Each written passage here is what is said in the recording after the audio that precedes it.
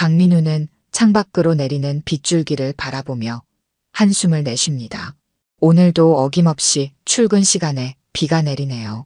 하지만 이런 날씨쯤이야 그에게는 익숙한 일상의 한 조각일 뿐입니다. 아빠, 우산 챙겨가세요. 비 많이 오는데. 11살 딸 강서연이 아침 식탁에서 토스트를 우물거리며 말합니다. 민우는 고개를 끄덕이고 부엌으로 향합니다.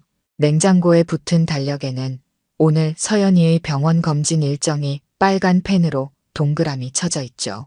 요즘 들어 서연이가 종종 두통을 호소했기 때문에 혹시나 하는 마음에 검진을 예약해둔 상태입니다. 오늘 학교 끝나고 바로 병원이니까 보건실 앞에서 기다리고 있어. 내가 데리러 갈게. 민우가 물잔을 내려놓으며 말합니다. 네, 아빠. 근데 오늘 머리가 더 아파요. 서연이의 말에 민우는 불안함이 스멀스멀 피어오릅니다. 아내 유진이가 없는 7년 동안 민우에게 서연이는 세상의 전부였어요. 아내가 교통사고로 갑작스럽게 세상을 떠난 후 그는 딸을 위해 살아왔습니다. 어떤 날은 아내의 빈자리가 숨이 막힐 정도로 크게 느껴졌지만 서연이를 위해 강한 척 해야 했죠. 혹시 열 있니? 민우가 서연이의 이마에 손을 얹어봅니다. 미열이 느껴지는 듯합니다. 약간의 불안감이 밀려오지만 오늘 병원에 가니 다행이라는 생각이 듭니다. 출근길, 민우는 유진의 사진이 있는 자동차 대시보드를 무심코 바라봅니다. 가끔은 유진이 고아였다는 사실이 민우를 더 슬프게 만들었습니다. 장례식도 민우 혼자 치러야 했고 유진을 기억해줄 가족이 아무도 없었으니까요. 유진은 생전에도 자신의 가족에 대해 이야기하는 것을 피했습니다. 나는 고아야라는 말 외에는 아무것도 알려주지 않았죠. 아빠, 학교 다녀올게요. 서연이가 차에서 내리며 인사합니다. 평소보다 힘이 없어 보이는 모습에 민우의 가슴이 조금 저밉니다. 그래, 조심히 다녀와. 병원 잊지 말고. 오후 민우는 일을 빨리 마치고 서연이를 데리러 학교로 향합니다. 하지만 도착했을 때 보건실에서 서연이를 발견한 순간 그의 심장은 빠르게 뛰기 시작했어요. 창백한 얼굴로 누워있는 서연이가 보입니다. 선생님, 우리 애가 어떻게 된 건가요? 갑자기 쓰러졌어요. 고열이 있고 의식이 제대로 돌아오지 않아 보여요. 민우는 서연이를 안고 급히 차로 달려갑니다. 병원으로 향하는 내내 그의 손은 떨리고 마음은 불안으로 가득 찹니다. 7년 전 유진을 잃은 그 순간의 무력감이 다시금 그를 덮치는 느낌이었죠. 응급실은 소란스럽고 분주했습니다. 민우는 서연이를 안고 접수대로 달려갔어요. 간호사들이 재빨리 다가와 서연이를 침대에 눕히며 상태를 확인합니다. 체온 39.8도, 의식 저하, 경직 증상 있습니다. 의사가 급히 다가와 서연이의 눈을 손전등으로 비춰보며 동공 반응을 확인합니다. 민우는 그저 서연이 옆에 서서 무력하게 지켜볼 뿐이었죠. 급성 뇌염 의심됩니다. 즉시 MRI 검사 준비하세요. 중환자실도 준비해주세요. 의사의 단호한 목소리에 민우의 다리가 후들거립니다. 뇌염이라니 그 단어는 민우의 머릿속에서 울리기 시작했어요. 선생님, 우리 애가 괜찮아질까요? 민우의 목소리는 떨리고 있었습니다. 의사는 짧게 고개를 끄덕이며 말했죠. 초기에 발견한 게 다행입니다. 최선을 다하겠습니다. 몇 시간 후 서연이는 중환자실에 입원했습니다. 민우는 병실 밖 의자에 앉아 고개를 숙인 채 기다렸어요. 이런 상황이 너무 익숙했습니다. 7년 전 유진이 사고로 중환자실에 실려왔을 때도 이렇게 기다렸었죠. 그때는 영원히 돌아오지 못했지만 아니야, 서연이는 괜찮아질 거야. 민우는 스스로에게 다짐합니다. 의사는 서연이가 급성 뇌염으로 며칠간 중환자실에서 집중 치료를 받아야 한다고 설명했습니다. 초기 대응이 중요하다고 했죠. 다음 날 아침 간호사가 민우를 찾아왔습니다. 환자 상태가 안정적이니 잠시 면회하실 수 있어요. 그리고 오늘부터 파트타임 간병인이 배정됐습니다. 병원 규정상 소아 환자에게는 전담 간병인이 필요해서요. 민우는 고개를 끄덕였습니다. 회사에 일주일 휴가를 냈지만 병원에서 24시간 머물 수는 없는 노릇이었죠. 간병인은 어떤 분인가요? 베테랑이세요. 특히 소아 환자 케어에 경험이 많으신 분입니다. 민우는 서연이 병실로 들어갔습니다. 각종 기계에 연결된 서연이의 모습은 가슴이 미어질 정도로 안쓰러웠어요. 서연이의 손을 잡고 있는데 뒤에서 누군가가 다가오는 소리가 들립니다. 안녕하세요. 강서연 양 담당 간병인 박미영입니다. 민우가 고개를 돌리는 순간 그는 그 자리에서 얼어붙었습니다. 마스크를 쓴 여성의 눈이 그를 바라보고 있었어요. 그 눈, 그 눈동자는 유진의 것과 너무나 닮아 있었습니다. 혹시 어디서 뵌 적이? 민우의 말이 끊겼습니다. 간병인 박미영은 잠시 눈을 크게 뜨더니 이내 차분한 목소리로 대답했어요. 아니요, 처음 뵙습니다. 그녀의 목소리도 유진을 떠올리게 했습니다. 높낮이, 억양, 말투까지 민우는 자신의 상상력이 지나치게 활발해진 것인지 의심스러웠어요. 제가 서연이를 잘 돌보겠습니다. 걱정 마세요. 미영이 서연이의 이마에 손을 얹자 그녀의 손짓까지 유진의 것과 닮아 있었습니다. 민우는 자신이 미쳐가고 있는 것 같았어요. 서연이를 보고 싶은 마음과 아내를 잃은 상실감이 현실을 왜곡시키고 있는 걸까요? 퇴근하실 때는 연락처 남겨주세요. 서연이 상태에 변화가 있으면 바로 연락드리겠습니다. 민우는 고개를 끄덕였지만 여전히 혼란스러웠습니다. 미영이 서연이의 체온을 재는 모습을 지켜보던 민우는 문득 그녀의 왼손에 있는 작은 점을 발견했어요. 유진도 같은 위치에 똑같은 점이 있었습니다. 혹시 고향이 어디신가요? 민우의 질문에 미영은 잠시 하던 일을 멈추고 민우를 바라봤습니다. 서울입니다. 왜 물으시죠? 아니, 그냥. 민우는 자신의 생각을 정리할 시간이 필요했습니다. 병실을 나오며 그는 자신이 지나치게 예민해진 것인지 아니면 정말 뭔가 이상한 일이 벌어지고 있는 것인지 확신할 수 없었어요. 복도에서 잠시 생각에 잠겨있던 민우는 문득 미영의 나이가 유진보다 더 많아 보였다는 사실을 깨달았습니다. 하지만 그 닮은 모습은 너무나 선명했죠. 민우는 머릿속이 복잡해졌습니다. 이것은 단순한 우연일까요? 아니면 아니야, 그럴 리가 없어. 민우는 스스로에게 중얼거렸지만 그의 가슴 한구석에서는 이상한 예감이 자라나고 있었습니다. 이틀이 지났습니다. 민우는 출근과 병원을 오가며 지쳐가고 있었습니다.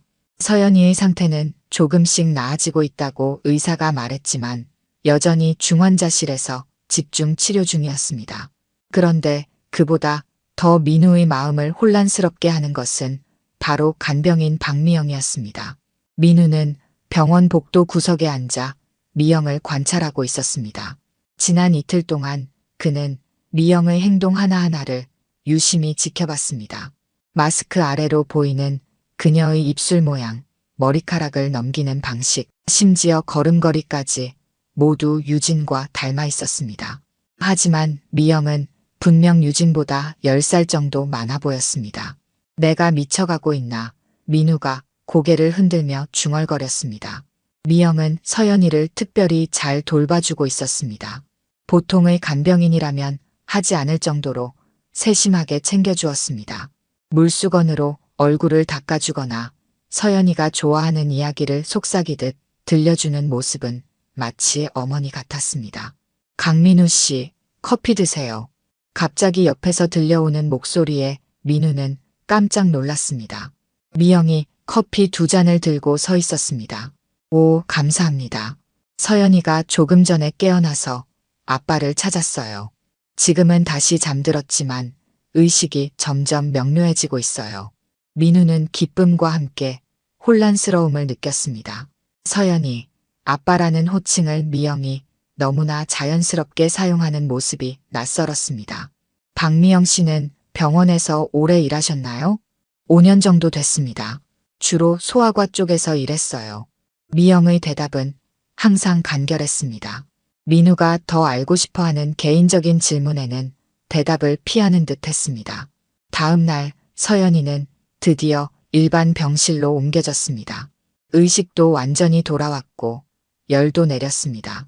민우는 안도했지만 여전히 미영에 대한 의문은 커져만 갔습니다. 아빠, 내가 꿈을 꿨어요. 서연이가 병실에서 말했습니다. 어떤 꿈이었어?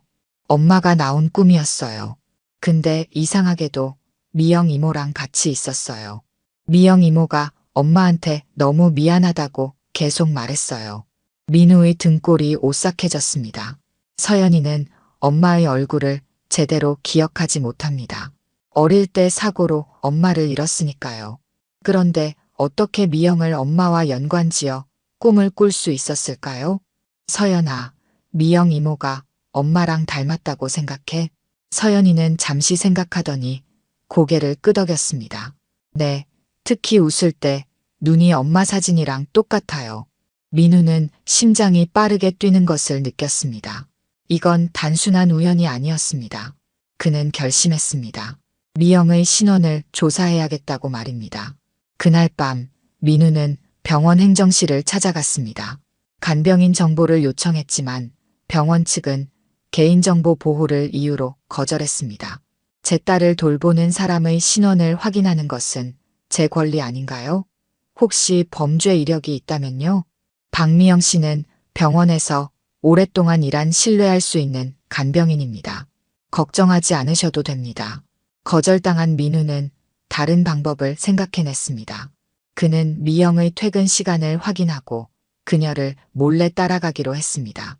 이런 행동이 옳은 것인지 확신할 수 없었지만 진실을 알고 싶은 마음이 너무 강했습니다. 다음 날 저녁 민우는 미영이 병원을 나서는 것을 지켜보았습니다. 그는 적당한 거리를 두고 그녀를 따라갔습니다. 미영은 버스를 타고 시내 북쪽의 오래된 아파트 단지에 도착했습니다. 민우도 그 뒤를 따랐습니다. 미영이 사는 아파트는 오래되고 소박했습니다. 민우는 멀리서 그녀가 현관문을 열고 들어가는 것을 지켜보았습니다. 그리고 잠시 후 그는 불이 켜진 창문 앞에서 미영의 실루엣을 볼 수 있었습니다. 그녀는 마스크를 벗고 창문 앞에 섰습니다. 민우의 숨이 멎었습니다. 마스크 없는 미영의 얼굴은 나이가 더 들긴 했지만 놀랄 만큼 유진과 닮아 있었습니다. 이제 그는 확신했습니다.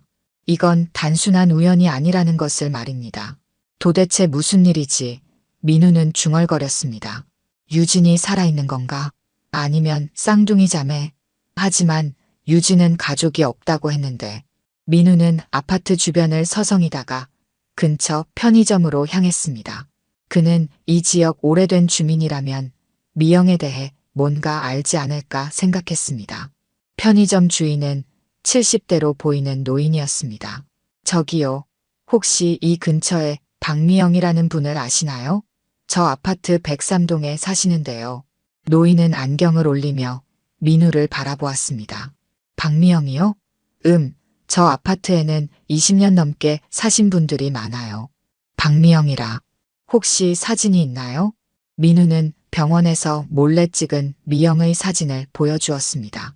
아, 이 사람이요. 네, 알아요.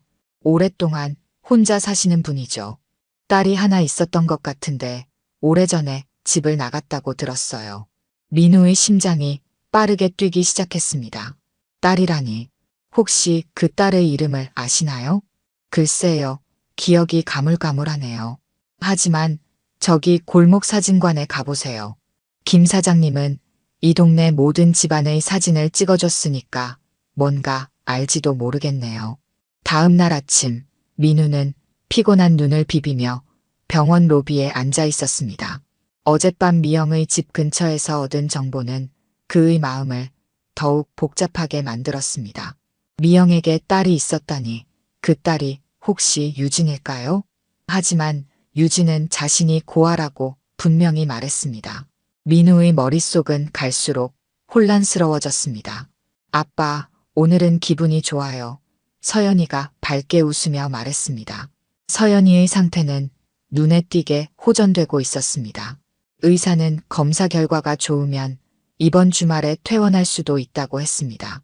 서연이의 빠른 회복은 분명 기쁜 일이지만 민우에게는 또 다른 고민거리가 생겼습니다. 서연이가 퇴원하면 미영과의 연결고리도 끊기게 되니까요. 민우 씨, 잠깐 이야기 좀 할 수 있을까요? 복도에서 미영이 민우를 불렀습니다. 민우는 긴장한 채 그녀를 따라갔습니다. 서연이가 빠르게 회복하고 있어요. 정말 다행이죠. 미영이 말했습니다. 네, 정말 감사합니다. 미영 씨 덕분에 많이 좋아진 것 같아요. 민우는 용기를 내어 질문했습니다. 미영 씨, 혹시 제가 실례인 줄 알지만 자녀분이 있으신가요? 미영의 얼굴이 굳었습니다. 그녀의 눈에 잠시 당혹감이 스쳤지만 금세 차분한 표정으로 돌아왔습니다. 없습니다. 왜 그런 질문을 하시죠? 아니, 그냥 서연이가 미영 씨를 많이 따르는 것 같아서요. 아이들을 잘 다루시니까 자녀가 있으신가 싶어서. 직업상 많은 아이들을 봐왔으니까요. 미영이 짧게 대답했습니다. 민우는 미영이 거짓말을 하고 있다는 확신이 들었습니다. 어제 들은 정보와 너무 달랐으니까요. 그는 결심했습니다. 오늘은 반드시 사진관에 가봐야겠다고 말입니다.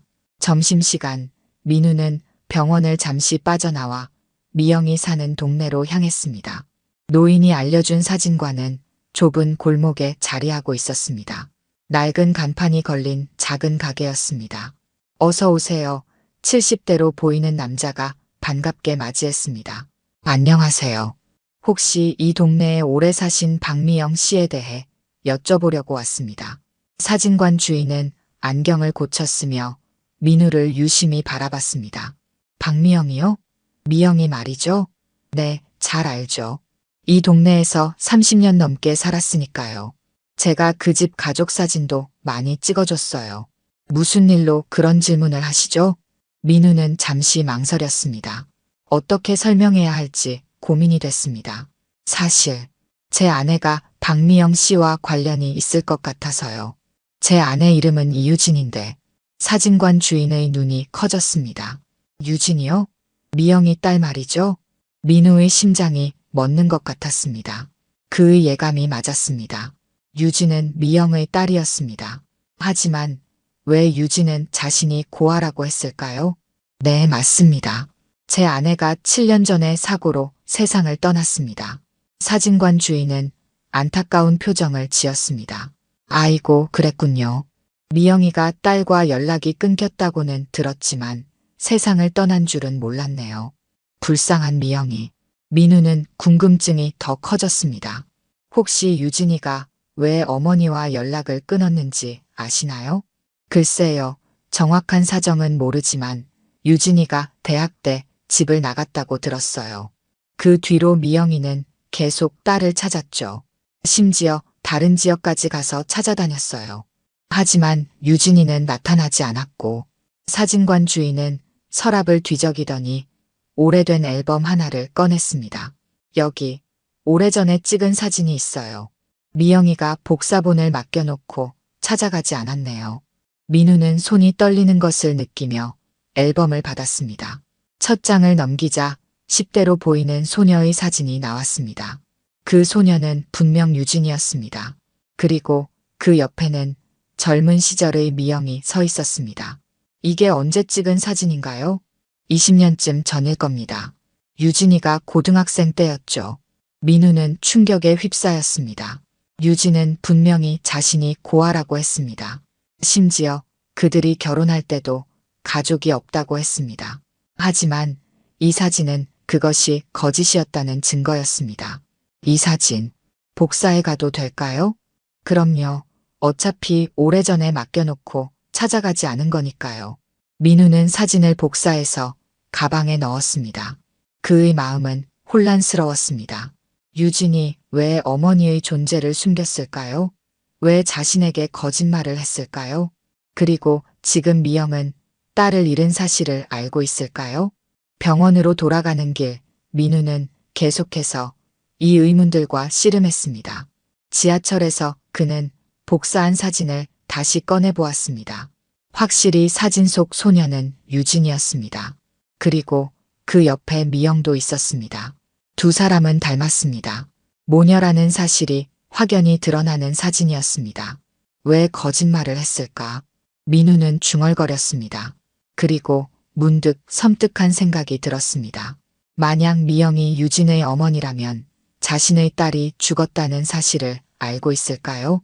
아니면 유진이 결혼한 사실조차 모르는 걸까요? 그렇다면 미영은 왜 서연이를 돌보고 있는 걸까요? 우연인가요? 아니면 의도적인가요? 민우의 머릿속에서는 여러 가능성이 빙글빙글 돌았습니다.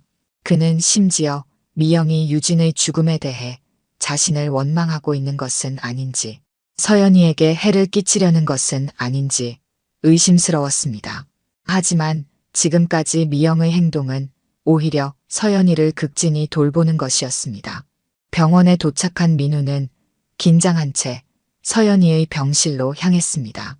병실 문을 열기 전 그는 창문을 통해 안을 들여다보았습니다. 미영이 서연이의 머리를 쓰다듬으며 무언가 이야기하고 있었습니다. 서연이는 행복한 표정으로 웃고 있었습니다. 민우는 차마 문을 열지 못했습니다. 그는 복도에 서서 심호흡을 했습니다. 이 상황을 어떻게 해결해야 할지 갈피를 잡을 수 없었습니다. 다음 날 민우는 밤새 고민한 끝에 결심했습니다. 미영에게 직접 물어보기 전에 먼저 더 많은 정보를 모아야 했습니다. 그는 병원에 도착하자마자 서연이의 주치의를 찾아갔습니다. 박미영 씨는 어떻게 우리 아이의 간병인으로 배정된 건가요? 주치의는 의아한 표정으로 민우를 바라보았습니다. 보통은 병원에서 근무하는 간병인들 중에서 무작위로 배정됩니다만 박미영 씨의 경우는 특별히 요청했더군요. 소아뇌염 환자를 돌본 경험이 있다고 하면서요. 민우의 눈이 커졌습니다. 특별히 요청했다니 우연이 아니었습니다. 그 요청은 언제 들어왔나요?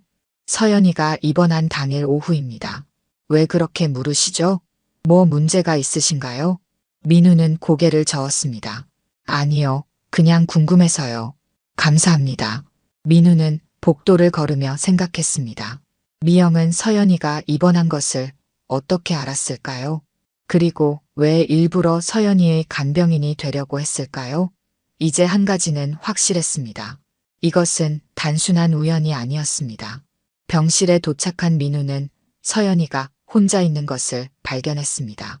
미영 이모는 어디 갔어?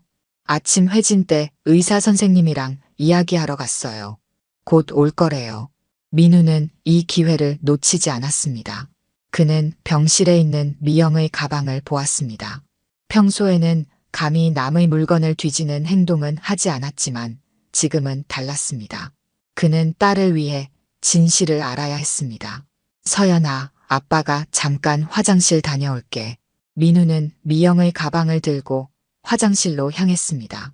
그는 가방 안을 뒤져보았습니다. 지갑, 휴대폰, 그리고 작은 수첩이 나왔습니다. 수첩을 열자 메모들이 적혀 있었습니다. 서연이 병원비 확인하기, 서연이 약 시간 체크, 민우에게 말하기. 마지막 메모에서 민우는 숨을 멈췄습니다. 미영은 분명 자신에게 뭔가 말하려고 계획하고 있었습니다. 그는 수첩을 넘기다가 작은 사진 한 장을 발견했습니다. 그 사진에는 젊은 시절의 유진과 어린아이가 함께 있었습니다. 뒷면에는 유진, 서연, 3살 생일이라고 적혀 있었습니다. 민우는 충격에 빠졌습니다. 미영은 유진이 자신의 딸이라는 사실을 알고 있었을 뿐만 아니라 서연이 역시 자신의 외손녀라는 것도 알고 있었습니다. 그는 황급히 물건들을 가방에 다시 넣고 병실로 돌아왔습니다. 아빠, 왜 그렇게 얼굴이 하얘요? 아니, 괜찮아. 아빠가 좀 피곤해서 그래. 그때 문이 열리고 미영이 들어왔습니다. 그녀는 민우를 보고 미소 지었지만 민우의 창백한 얼굴을 보고 표정이 굳어졌습니다. 괜찮으세요? 많이 피곤해 보이시네요. 네, 괜찮습니다. 민우는 미영을 바라보았습니다. 이제 그는 미영의 눈에서 유진의 모습을 더 선명하게 볼 수 있었습니다. 그 눈은 슬픔과 그리움으로 가득 차 있었습니다. 서연아, 의사 선생님이 검사 결과를 설명해 주실 거래. 이모랑 같이 가볼까? 미영은 서연이를 데리고 나갔습니다. 민우는 혼자 남아 생각에 잠겼습니다. 그는 어떻게 해야 할지 결정해야 했습니다. 미영에게 직접 물어볼까요? 아니면 서연이에게 외할머니가 있다는 사실을 먼저 알려줘야 할까요? 민우는 가방에서 어제 얻은 사진을 꺼내 다시 보았습니다. 사진 속 유진은 행복해 보였습니다. 왜 유진은 자신의 가족을 부정했을까요? 왜 어머니와 연락을 끊었을까요? 그는 이제 유진이 자신에게 거짓말을 했다는 사실을 받아들여야 했습니다. 오후 민우는 병원 카페에서 미영을 만났습니다. 미영은 커피를 마시며 창밖을 바라보고 있었습니다. 여기 앉아도 될까요? 미영은 고개를 끄덕였습니다. 민우는 그녀 앞에 사진을 내려놓았습니다. 이 사진에 대해 설명해 주실 수 있을까요? 미영의 눈이 커졌습니다. 그녀는 사진을 바라보며 한동안 말이 없었습니다. 그리고 마침내 입을 열었습니다. 어디서 구하셨나요? 중요한 건 그게 아니라 이 사진이 사실이냐는 겁니다. 미영은 깊은 한숨을 내쉬었습니다. 네, 사실입니다. 유진이는 제 딸이에요. 민우는 그 말을 듣고도 놀랐습니다. 예상했던 것이지만 직접 듣는 것은 또 다른 충격이었습니다. 왜 지금까지 말씀하지 않으셨어요? 그리고 유진이는 왜 자신이 고아라고 했을까요? 미영은 눈물을 참으며 말했습니다. 유진이는 대학생 때 집을 나갔어요. 남편과 이혼하고 혼자 유진이를 키우는 게 쉽지 않았죠. 유진이는 제가 자신의 인생에 간섭한다고 생각했어요. 그래서 어느 날 더 이상 엄마라고 부르지 않겠다며 집을 나갔어요. 그 후로 연락이 끊겼습니다. 미영의 눈에서 눈물이 흘러내렸습니다. 유진이가 결혼했다는 소식도 듣지 못했어요. 그리고 서연이가 태어났다는 것도 몰랐죠. 7년 전 유진이의 사고 소식을 우연히 신문에서 봤어요. 그때야 유진이가 결혼했다는 것을 알게 됐습니다. 민우는 목이 메었습니다. 그는 자신이 얼마나 모르고 있었는지 깨달았습니다. 그럼 왜 지금 나타나셨어요? 왜 서연이의 간병인이 되셨죠? 미영은 잠시 침묵했다가 말했습니다. 7년 동안 용기가 없었어요. 유진이가 저를 얼마나 싫어했는지 알았으니까요. 하지만 서연이가 아프다는 소식을 듣고 더 이상 숨어 있을 수 없었어요. 적어도 서연이가 위험하다면 곁에 있어야 한다고 생각했죠. 어떻게 서연이가 입원했다는 걸 아셨어요? 병원에서 일하는 지인이 알려줬어요. 서연이의 이름을 듣자마자 바로 알았죠.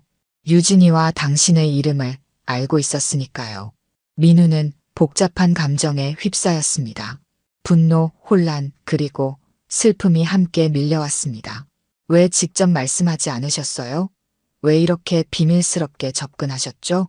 두려웠어요. 유진이가 저를 얼마나 부정했는지 알았으니까요. 당신이 저를 거부할까봐 걱정됐어요. 그리고 서연이에게 갑자기 외할머니가 나타났다고 하면 혼란스러울 거라고 생각했죠. 민우는 잠시 생각에 잠겼습니다. 그는 미영의 말이 이해가 됐습니다. 그리고 자신도 유진이 왜 가족의 존재를 숨겼는지 이해할 수 없었습니다. 이제 어떻게 하실 건가요? 미영은 한숨을 내쉬었습니다. 당신이 결정하세요. 서연이는 당신의 딸이니까요. 저는 그저 외할머니로서 서연이를 보살피고 싶을 뿐입니다. 민우는 창밖을 바라보았습니다. 그는 유진이 왜 그런 선택을 했는지 완전히 이해할 수는 없었지만 이제 서연이에게 외할머니가 생겼다는 사실을 받아들여야 했습니다. 그리고 그것이 서연이에게 얼마나 중요한 일인지도 알고 있었습니다. 서연이에게 말해야 할 것 같아요. 민우가 마침내 입을 열었습니다. 미영의 눈에서 다시 눈물이 흘러내렸습니다. 정말로요? 네, 서연이에게는 가족이 필요해요. 특히 외할머니가요. 민우는 서연이의 병실로 돌아오는 길에 어떻게 이 상황을 설명해야 할지 고민했습니다. 어린 서연이에게 갑자기 외할머니가 나타났다는 사실을 어떻게 받아들이게 해야 할까요? 그는 병실 문 앞에서 잠시 멈춰 섰습니다. 문틈으로 미영이 서연이에게 책을 읽어주는 모습이 보였습니다. 서연이는 행복한 표정으로 미영의 이야기에 귀를 기울이고 있었습니다. 병실에 들어서자 서연이가 반갑게 아빠를 맞이했습니다. 아빠, 미영 이모가 엄마가 어렸을 때 이야기를 해줬어요. 엄마가 저랑 똑같은 나이였을 때 이야기요. 민우는 놀라서 미영을 바라보았습니다. 미영은 조용히 고개를 끄덕였습니다. 그녀는 이미 조금씩 진실을 알려주기 시작한 것이었습니다. 그랬구나. 어떤 이야기였어? 엄마도 저처럼 책 읽는 걸 좋아했대요. 그리고 그림 그리는 것도요. 저랑 완전 똑같아요, 아빠. 민우는 서연이의 침대 옆에 앉았습니다. 그는 미영에게 시선을 보내며 말했습니다. 서연아, 사실 미영 이모는 엄마에 대해 많이 알고 계셔. 왜냐하면 그때 미영이 말했습니다. 내가 말해도 될까요? 민우는 고개를 끄덕였습니다. 서연아, 사실은 이모가 아니라 할머니야. 너의 엄마 유진이가 바로 내 딸이란다. 서연이의 눈이 동그래졌습니다. 그녀는 미영과 아빠를 번갈아 바라보았습니다. 정말이에요? 미영 이모가 왜 할머니라고요? 미영은 눈물을 참으며 고개를 끄덕였습니다. 서연이는 잠시 생각에 잠겼다가 미영을 바라보았습니다. 그럼 왜 지금까지 말 안 했어요? 민우가 대신 대답했습니다. 그건 어른들의 복잡한 사정이 있었어. 지금 중요한 건 내 외할머니가 여기 계시다는 거야. 서연이는 다시 미영을 바라보았습니다. 그럼 할머니는 엄마에 대해 모든 걸 다 알고 있어요? 그럼 엄마가 태어나서부터 대학생이 될 때까지 같이 살았으니까 내가 알고 싶은 엄마의 모든 것을 다 알려줄 수 있어. 서연이의 눈이 반짝였습니다. 그녀는 오랫동안 엄마에 대해 더 알고 싶어 했습니다. 아빠는 항상 엄마 이야기를 하면 슬퍼했기 때문에 많이 물어보지 못했죠. 엄마가 저랑 같은 나이였을 때 어땠어요? 저랑 닮았어요? 미영은 서연이의 머리를 쓰다듬었습니다. 너무 닮았어. 똑같은 눈, 똑같은 미소, 심지어 똑같은 웃음소리까지. 내가 웃을 때마다 엄마가 생각나. 서연이는 더 많은 질문을 쏟아냈습니다. 미영은 하나하나 대답해 주었습니다. 민우는 조용히 그 모습을 지켜보았습니다. 서연이가 이렇게 행복해하는 모습은 오랜만이었습니다. 저녁이 되자 서연이는 미영의 이야기를 들으며 잠이 들었습니다. 미영은 서연이의 이마에 키스하고 병실을 나왔습니다. 민우도 따라 나왔습니다. 고맙습니다. 서연이가 정말 행복해 보였어요. 미영은 미소를 지었습니다. 나도 너무 행복해요. 드디어 내 손녀를 안을 수 있다니. 민우는 한 가지 궁금증이 있었습니다. 유진이가 왜 가족을 부정했는지, 왜 연락을 끊었는지 정확히 알고 싶습니다. 미영은 잠시 침묵했다가 말했습니다. 유진이는 강한 아이였어요. 너무 강해서 오히려 상처받기 쉬웠죠. 남편과 이혼하고 혼자 키우는 동안 유진이에게 많은 걸 바랐어요. 대학, 직장, 모든 면에서 완벽하기를 원했죠. 그게 유진이에게는 큰 부담이었나 봐요. 미영의 눈에 눈물이 맺혔습니다. 어느 날 크게 다퉜어요. 유진이가 원하는 길과 제가 원하는 길이 달랐거든요. 그날 유진이는 더 이상 엄마라고 부르지 않겠다고 하면서 집을 나갔어요. 그 후로 연락이 끊겼죠. 민우는 유진의 모습이 떠올랐습니다. 유진은 항상 자신의 과거에 대해 이야기하기를 꺼렸습니다. 이제 그 이유를 조금은 이해할 수 있었습니다. 유진이가 저와 결혼할 때도 가족 이야기를 전혀 하지 않았어요. 장례식에도 아무도 오지 않았고요. 미영의 눈에서 눈물이 흘러내렸습니다. 제가 유진이의 사고 소식을 들었을 때는 이미 모든 게 끝난 후였어요. 신문에서 우연히 보게 된 거죠. 그때 당신의 이름도 알게 됐어요. 찾아가려고 했지만 유진이가 저를 얼마나 부정했는지 생각하면 용기가 나지 않았어요. 민우는 미영의 손을 잡았습니다. 이제라도 오셨으니 다행입니다. 서연이에게는 외할머니가 필요해요. 미영은 고개를 끄덕였습니다. 민우는 이제 유진이 왜 그런 선택을 했는지 완전히 이해할 수는 없었지만 미영이 진심으로 서연이를 사랑한다는 것은 분명했습니다. 서연이가 퇴원하면 우리 집에 오시겠어요? 서연이가 좋아할 것 같습니다. 다음 날 아침 서연이는 의사의 진찰을 받았습니다. 결과는 놀랍도록 좋았습니다. 의사는 퇴원 날짜를 이틀 후로 앞당길 수 있다고 말했죠. 서연이는 기뻐하며 외할머니에게 달려갔습니다. 이제 서연이는 미영을 할머니라고 부르기 시작했습니다. 할머니, 내가 금요일에 퇴원할 수 있대요. 그럼 할머니도 우리 집에 올 수 있어요? 미영은 서연이를 안아주었습니다. 그럼 내 아빠가 괜찮다면야. 서연이는 민우를 바라보았습니다. 민우는 미소 지으며 고개를 끄덕였습니다. 그는 어제 저녁 내내 이 상황에 대해 생각했습니다. 유진이 왜 가족과 연을 끊었는지 완전히 이해할 수는 없었지만 서연이에게 외할머니가 생긴 것은 분명 좋은 일이었습니다. 할머니, 우리 집에 엄마 사진이 많아요. 할머니가 오면 다 보여드릴게요. 미영의 눈에 눈물이 고였습니다.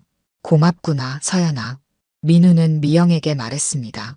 서연이 방 정리할 테니 금요일에 짐을 가지고 오세요. 당분간 우리 집에서 지내시면 좋겠습니다. 미영은 감격한 표정으로 고개를 끄덕였습니다. 서연이가 점심을 먹고 낮잠을 자는 동안 민우와 미영은 병원 카페에서 이야기를 나누기로 했습니다. 그들은 이제 서로에 대해 그리고 유진에 대해 더 많은 이야기를 나눌 필요가 있었습니다. 유진이가 왜 그런 선택을 했는지 자세히 듣고 싶습니다. 민우가 커피를 마시며 말했습니다. 미영은 깊은 한숨을 내쉬었습니다. 사실 저도 완전히 이해하지 못해요. 유진이는 어릴 때부터 강한 성격이었어요. 남편과 이혼하고 혼자 키우는 게 쉽지 않았죠. 생계를 위해 일하면서 유진이에게 많은 걸 기대했어요. 아마 그게 유진이에게는 큰 부담이었나 봐요. 민우는 고개를 끄덕였습니다. 유진은 항상 완벽주의적인 면이 있었습니다. 그것이 어디서 비롯되었는지 이제 조금 이해가 됐습니다. 유진이가 대학에 들어갔을 때 저는 그 아이의 미래에 대해 제 생각을 강요했어요. 안정적인 직장을 갖기를 바랐죠. 하지만 유진이는 예술을 하고 싶어 했어요. 그때 우리는 크게 다퉜고 유진이는 집을 나갔어요. 더 이상 엄마라는 존재가 필요 없다고 하면서요. 미영의 목소리가 떨렸습니다. 그녀는 눈물을 참으며 계속했습니다. 처음에는 금방 돌아올 거라고 생각했어요. 하지만 날이 지나고 달이 지나도 연락이 없었죠. 찾아다녔지만 만날 수 없었어요. 유진이는 완전히 저와의 관계를 끊어버렸던 거예요. 민우는 유진이 자신에게도 과거에 대해 거의 이야기하지 않았던 것을 떠올렸습니다. 그녀는 항상 과거는 중요하지 않아라고 말했었죠. 7년 전 신문에서 유진이의 사고 소식을 보았을 때 세상이 무너지는 것 같았어요. 찾아가려고 했지만 이미 장례식도 끝난 후였고 유진이가 저를 얼마나 거부했는지 생각하면 당신을 찾아갈 용기가 나지 않았어요. 그래서 멀리서 지켜보기만 했습니다. 민우는 유진이 자신에게 가족에 대해 전혀 언급하지 않았던 이유를 이제야 조금 이해할 수 있었습니다. 유진은 자신의 과거를 완전히 지우고 새로운 삶을 살고 싶었던 것이었습니다. 그런데 어떻게 서연이가 입원한 사실을 알게 되셨나요? 미영은 잠시 망설이다가 말했습니다. 사실 저는 가끔 멀리서 서연이를 지켜봤어요. 학교 앞에서, 공원에서. 그저 잘 지내는지 보고 싶었을 뿐이에요. 결코 다가갈 생각은 없었습니다. 하지만 제가 파트타임으로 일하는 병원에 서연이가 입원했다는 소식을 들었을 때 더 이상 가만히 있을 수 없었어요. 손녀가 아프다는데 어떻게 모른 척할 수 있겠어요? 민우는 충격을 받았습니다. 미영이 그동안 서연이를 지켜보고 있었다니 예상치 못한 일이었습니다. 하지만 그는 미영의 마음을 이해할 수 있었습니다. 저도 처음에는 단순히 서연이를 돌보는 간병인으로만 있으려고 했어요. 하지만 서연이가 유진이와 너무 닮아서 그리고 그 아이가 저를 보는 눈빛이, 미영의 목소리가 흔들렸습니다. 민우 씨, 정말 미안해요. 이렇게 갑자기 나타나서 혼란스럽게 해서요. 하지만 저는 더 이상 숨어 있을 수 없었어요. 서연이는 제 피고 제 손녀잖아요. 민우는 미영의 손을 잡았습니다. 그는 미영의 진심을 느낄 수 있었습니다. 미영 어머님, 이제 우리는 가족입니다. 서연이를 위해서라도 함께 해야 해요. 유진이 어떤 선택을 했든 그건 이제 중요하지 않습니다. 중요한 건 서연이가 외할머니를 얻었다는 거예요. 미영의 눈에서 눈물이 흘러내렸습니다. 그녀는 민우의 손을 꼭 잡았습니다. 고맙습니다, 민우 씨. 정말 고마워요. 그들은 카페에서 나와 서연이의 병실로 돌아갔습니다. 서연이는 깨어나 그림을 그리고 있었습니다. 할머니, 아빠, 내가 우리 가족 그림 그렸어요. 서연이가 그린 그림에는 세 사람이 손을 잡고 있었습니다. 민우, 서연이, 그리고 미영이었습니다. 그림 위에는 구름 모양 안에 유진의 모습도 그려져 있었습니다. 미영은 그림을 보고 눈물을 참지 못했습니다. 그녀는 서연이를 꼭 안아주었습니다. 서연아, 할머니가 많이 미안해. 이제야 내 곁에 있게 되어서. 서연이는 외할머니의 등을 토닥였습니다. 괜찮아요, 할머니. 이제부터 계속 같이 있으면 되잖아요. 금요일 아침, 서연이의 퇴원날이 밝았습니다. 의사는 마지막 검사 결과가 모두 정상이라며 서연이가 완전히 회복되었다고 말했습니다. 다만 한 달 동안은 학교 체육 활동은 자제하고 규칙적인 생활을 해야 한다는 주의사항을 전했죠. 민우는 서연이의 짐을 챙기고 있었고 미영은 간호사들에게 인사를 하고 있었습니다. 미영은 더 이상 간병인이 아니라 서연이의 외할머니로서 병원을 떠나게 된 것입니다. 아빠, 우리 집에 가면 할머니 방은 어디예요? 서연이가 물었습니다. 손님 방을 할머니 방으로 만들었어. 어제 저녁에 다 정리해놨지. 서연이는 기뻐하며 박수를 쳤습니다. 할머니, 우리 집에 가면 엄마 앨범도 같이 볼 거예요. 그리고 엄마가 쓰던 물건들도 있어요. 미영은 감격스러운 표정으로 고개를 끄덕였습니다. 그녀에게는 딸을 잃은 슬픔 속에서도 손녀를 통해 새로운 희망을 찾은 시간이었습니다. 병원을 나서는 순간 미영은 잠시 멈춰서서 하늘을 올려다보았습니다. 맑은 가을 하늘이 그들을 반겨주는 것 같았습니다. 유진아, 내 딸 잘 지켜줄게. 미영은 마음속으로 중얼거렸습니다. 민우는 그런 미영의 모습을 지켜보며 유진이 진정으로 원했을 것이 무엇인지 생각했습니다. 유진은 어머니와의 관계를 끊었지만 그것이 서연이와 외할머니의 관계까지 끊기를 원했을까요? 아마도 그렇지 않을 것입니다. 집으로 돌아가는 차 안에서 세 사람은 각자의 생각에 잠겼습니다. 서연이는 창밖을 바라보며 외할머니와 함께할 날들을 상상했고 미영은 딸의 흔적이 남아있는 집으로 가는 긴장감과 설렘을 느꼈습니다. 민우는 이 새로운 가족의 형태가 어떻게 자리 잡을지 고민했습니다. 집에 도착하자 서연이가 미영의 손을 잡고 집 안으로 뛰어들어갔습니다. 할머니, 여기가 우리 집이에요. 내 방도 보여드릴게요. 미영은 조심스럽게 집안을 둘러보았습니다. 거실 벽에는 유진의 사진이 걸려 있었습니다. 결혼식 사진, 서연이를 안고 있는 사진, 가족 여행 사진들이었습니다. 미영은 그 사진들 앞에 서서 오랫동안 바라보았습니다. 유진이가 행복해 보이네요. 미영이 떨리는 목소리로 말했습니다.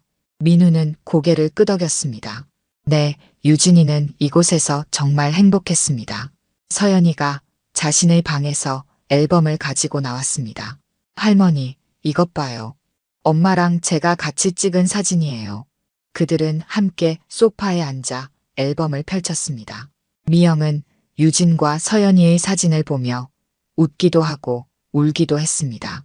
그녀가 놓친 시간들, 딸의 결혼, 손녀의 탄생, 그리고 가족의 일상들이 사진 속에 담겨 있었습니다.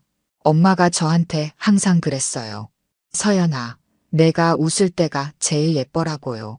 서연이가 말했습니다. 미영은 놀란 표정을 지었습니다. 그건 내가 유진이에게 항상 하던 말이었어. 민우는 그 순간 유진이 완전히 어머니를 잊지는 않았다는 것을 깨달았습니다. 유진은 자신의 상처와 아픔을 극복하지 못했을지 모르지만 그녀의 마음 한구석에는 여전히 어머니가 있었던 것입니다. 저녁 식사를 준비하면서 미영은 자연스럽게 부엌에서 일을 도왔습니다. 그녀는 유진이 좋아했던 요리를 만들었고 서연이는 그 요리를 맛보며 기뻐했습니다. 이거 정말 맛있어요, 할머니. 아빠가 해주는 것보다 더 맛있어요. 민우는 웃으며 어깨를 으쓱했습니다. 역시 할머니의 솜씨는 따라갈 수 없구나. 식사를 마치고 그들은 함께 거실에 앉아 이야기를 나누었습니다. 서연이는 학교 이야기, 친구들 이야기, 그리고 엄마와의 추억들을 할머니에게 들려주었습니다. 미영은 모든 이야기에 귀 기울이며 손녀의 인생에 조금이라도 더 참여하고 싶어 했습니다. 서연이가 잠들자 민우와 미영은 차를 마시며 조용히 대화를 나눴습니다. 미영 어머님, 앞으로 어떻게 지내실 계획인가요? 일단은 서연이가 완전히 회복될 때까지 곁에 있고 싶어요. 그리고 천천히 제 생활도 정리할 생각이에요. 가능하다면 이사해서 가까이 살고 싶어요. 민우는 고개를 끄덕였습니다. 좋은 생각입니다. 서연이에게도 할머니가 필요해요. 다음 날 아침 그들은 함께 공원으로 산책을 나갔습니다. 가을 햇살이 따스하게 비치는 공원에서 서연이는 신나게 뛰어다녔습니다. 미영은 서연이의 손을 꼭 잡고 걸었습니다. 할머니 손 잡으니까 따뜻해요.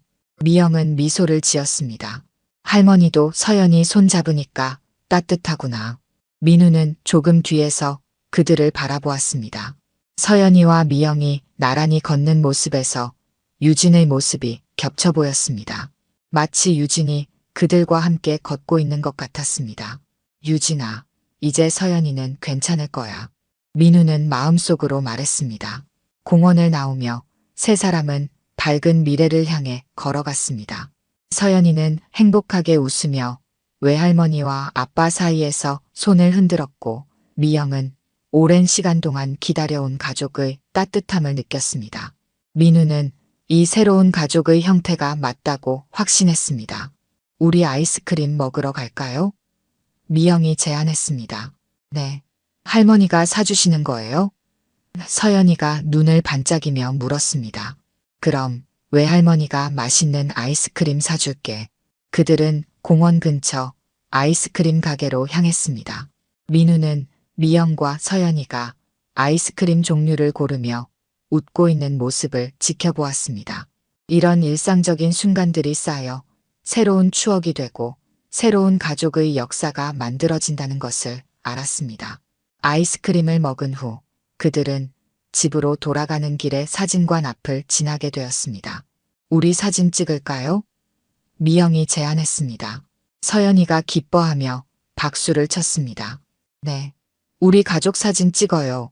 그들은 사진관에 들어가 함께 사진을 찍었습니다. 민우, 서연이, 그리고 미영의 첫 가족 사진이었습니다. 사진사는 하나, 둘, 셋 하고 구령을 붙였고 셔터가 눌리는 순간 세 사람은 환하게 웃었습니다. 집으로 돌아오는 길, 서연이는 미영의 손을 꼭 잡고 걸었습니다. 미영의 눈에는 행복의 눈물이 맺혔습니다. 그녀는 오랜 시간 동안 잃어버린 가족을 찾았습니다. 비록 딸은 돌아오지 않았지만 딸이 남긴 가장 소중한 선물인 서연이를 통해 새로운 시작을 할 수 있게 되었습니다. 민우는 미영을 바라보며 미소 지었습니다. 처음에는 그녀의 등장에 혼란스러웠지만 이제는 감사함을 느꼈습니다. 서연이에게 외할머니가 생긴 것은 큰 축복이었습니다. 그리고 자신에게도 가족이 늘어난 것은 기쁜 일이었습니다. 할머니, 내일은 내 학교도 구경시켜 드릴게요. 서연이가 신나게 말했습니다. 그래, 할머니가 서연이 학교도 보고 싶구나. 집에 도착한 그들은 함께 저녁 식사를 준비했습니다. 미영은 부엌에서 요리를 하고 서연이는 테이블을 차리고 민우는 샐러드를 만들었습니다. 자연스럽게 각자의 역할을 찾아가는 모습이었습니다. 저녁 식사를 마치고 서연이는 졸린 눈을 비비며 잠자리에 들었습니다. 미영이 서연이의 이불을 덮어주었습니다. 할머니, 내일 아침에 깨워주세요. 같이 아침 먹고 싶어요. 그럼 할머니가 맛있는 아침 준비해 놓을게. 서연이는 행복한 미소를 지으며 잠이 들었습니다. 거실로 나온 미영은 민우에게 말했습니다. 정말 고맙습니다, 민우 씨. 이렇게 저를 받아들여 주셔서요. 민우는 고개를 저었습니다. 아닙니다. 오히려 제가 감사해야죠. 서연이에게 할머니가 생겼으니까요. 그들은 함께 차를 마시며 앞으로의 계획에 대해 이야기했습니다. 미영은 서연이의 학교 근처로 이사할 계획을 세웠고 민우는 주말마다 함께 시간을 보내자고 제안했습니다. 그들은 서연이를 중심으로 새로운 가족의 형태를 만들어가기로 했습니다. 밤이 깊어갈수록 그들의 대화는 유진에 대한 이야기로 향했습니다. 슬픔과 그리움이 있었지만 그것을 함께 나눌 수 있다는 것이 큰 위로가 되었습니다. 다음 날 아침 서연이는 일찍 일어나 외할머니와 함께 아침을 준비했습니다. 민우가 거실로 나왔을 때 식탁 위에는 따뜻한 아침 식사가 차려져 있었습니다. 아빠, 할머니랑 같이 준비했어요. 맛있게 드세요. 민우는 미소 지으며 식탁에 앉았습니다. 창밖으로 밝은 햇살이 들어왔고 부엌에서는 서연이의 웃음소리가 들렸습니다. 미영은 행복한 표정으로 커피를 따르고 있었습니다. 이것이 바로 가족이구나, 민우는 생각했습니다. 비록 예상치 못한 방식으로 만들어진 가족이었지만 이제 그들은 함께 앞으로 나아갈 것입니다. 서연이의 손을 잡고 그녀의 미래를 함께 지켜볼 것입니다. 오늘 들려드린 이야기가 여러분의 마음에 작은 울림이 되었기를 바랍니다. 이야기가 좋으셨다면 좋아요와 구독 부탁드려요. 다음 사연을 들려드리는데 큰 힘이 된답니다. 그리고 여러분의 이야기도 댓글로 들려주세요. 다음 이야기 때 또 뵙겠습니다. 김순자 할머니는 인천공항에 내리자마자 익숙하면서도 낯선 공기를 맡았습니다. 30년 넘게 미국에서 살아온 할머니에게 한국은 그리움의 대상이자 먼 나라가 되어버렸죠. 남편은 10년 전 세상을 떠났고 자식들은 모두 미국에 뿌리를 내렸습니다. 8년 만의 방문이었습니다. 택시 타실래요? 친절한 공항 직원의 안내에 순자 할머니는 고개를 끄덕였습니다. 한국말이 귀에 들어오니 마음이 따뜻해졌어요. 하지만 곧 걱정이 밀려왔습니다. 병원 진료를 받기 위해서는 건강보험과 계좌 문제를 해결해야 했기 때문이죠. 택시는 서울 시내를 가로질러 달렸습니다. 창밖으로 보이는 풍경은 8년 전과는 완전히 달랐어요. 높은 빌딩들이 하늘을 찌르고 반짝이는 간판들이 거리를 수놓았습니다. 여기서 내려주세요. 순자 할머니는 택시를 세웠습니다. 진료 전에 가야 할 곳은 은행이었어요. 작은 가방에서 낡은 통장을 꺼냈습니다. 30년도 더 된 통장이었죠. 종이는 누렇게 변색되었고 모서리는 닳아 있었습니다. 펼쳐보니 마지막 거래 날짜가 2015년이었어요. 미국으로 돌아가기 전 마지막으로 확인했던 날짜였습니다. 이걸로 돈을 찾을 수 있을까? 순자 할머니는 중얼거렸습니다. 모든 짐은 미국에 두고 왔기에 간단한 옷가지만 챙겨왔어요. 오래된 베이지색 외투와 편한 신발은 미국에서도 늘 신던 것이었습니다. 꾸밈 없는 모습이었죠. 은행 앞에 도착하니 사람들이 줄을 서 있었습니다. 젊은이들은 스마트폰으로 무언가를 하고 있었고 중년들은 서류를 확인하고 있었어요. 모두 세련된 옷차림이었습니다. 순자 할머니는 자신의 낡은 옷과 신발을 내려다보았습니다. 괜히 왔나. 손에 쥔 통장을 보며 망설였습니다. 낯선 은행 분위기가 부담스러웠어요. 하지만 병원비를 마련해야 했기에 순자 할머니는 깊은 숨을 들이쉬고 은행문을 밀었습니다. 차가운 에어컨 바람이 얼굴을 스쳤습니다. 번호표를 뽑으려 했지만 복잡한 기계 앞에서 멈춰 섰어요. 예전에는 그냥 줄을 서서 기다렸는데 지금은 모든 것이 달라져 있었습니다. 도와드릴까요? 옆에 있던 청년이 물었습니다. 순자 할머니는 고마워하며 번호표를 받았어요. 40번. 전광판을 보니 지금은 23번이었습니다. 기다림은 길어질 것 같았지만 순자 할머니는 참을성 있게 의자에 앉았습니다. 손에 쥔 낡은 통장을 바라보며 과거를 떠올렸어요. 남편과 함께 이 통장을 만들던 날 두 사람은 얼마나 설레었는지. 그때는 큰 돈이었습니다. 평생 모은 돈이었죠. 그 시절이 그리웠습니다. 순자 할머니는 눈을 감고 잠시 그 기억에 잠겼어요. 40번 고객님, 4번 창구로 오세요. 전광판의 안내에 순자 할머니는 정신을 차렸습니다. 다시 한번 용기를 내어 창구를 향해 걸어갔어요. 4번 창구에는 갓 입사한 듯한 젊은 여직원 박지연이 앉아 있었습니다. 화려한 매니큐어를 한 손톱이 키보드 위에서 빠르게 움직이고 있었죠.